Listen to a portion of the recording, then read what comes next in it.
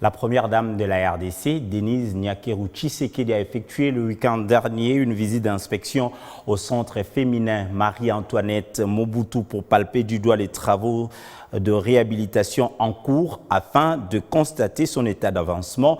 La présidente de la fondation DNT s'est par la suite rendue à l'Institut supérieur d'enseignement technique, arts et métiers où sont lancés également quelques travaux de réhabilitation. Depuis quelque temps, à l'initiative de la première dame de la République, le centre féminin Marie-Antoinette Mobutu refait peau neuve. Depuis 2 ans, des travaux de réhabilitation et de construction sont en cours. Et pour se rendre compte de l'évolution des travaux, Denise Nyakeru Tshisekedi s'est rendue sur le terrain. Déjà, 3 bâtiments, une école maternelle, une école primaire et une école secondaire ont été réhabilités avec l'appui des partenaires financiers.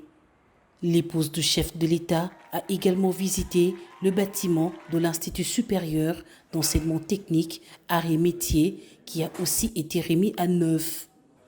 L'éclairage extérieur établi et la salle polyvalente complètement réhabilitée.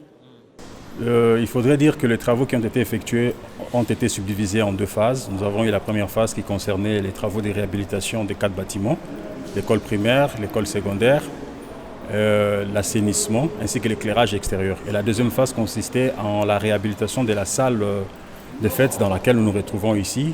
Voilà en sommaire un peu tout ce qui a été fait.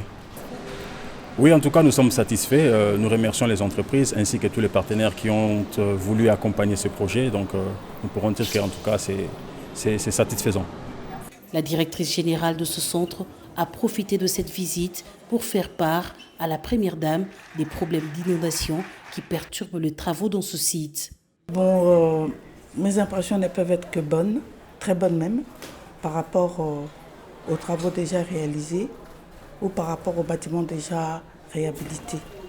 Bon, j'ai profité de cette opportunité qui m'a été offerte pour exprimer certains petits soucis que nous avons au niveau du centre en termes d'inondations récurrentes pour lesquelles on ne trouve toujours pas de solution. Évidemment, on nous a doté de 2 motopompes pour l'évacuation des eaux de pluie, mais jusque-là, on ne sait pas fonctionner normalement parce que lorsqu'il pleut et qu'il n'y a pas de courant, le site est inondé, le site du centre est immergé, raison pour laquelle j'en ai parlé à la première dame. Ces travaux sont le résultat du plaidoyer de la première dame avec l'appui des partenaires techniques et financiers dans le FPI. Nous sommes intervenus comme partenaires financiers. C'est nous qui avons apporté les moyens qui ont servi à la réhabilitation de cette infrastructure. Vous voyez, cette infrastructure, c'est un bijou qu'il fallait entretenir, qui était presque abandonné. Mais grâce au concours du FPI, en tout cas, on est arrivé à réhabiliter ce que vous voyez. La réhabilitation de ce centre répond aux soucis d'éducation et d'autonomisation de la femme congolaise.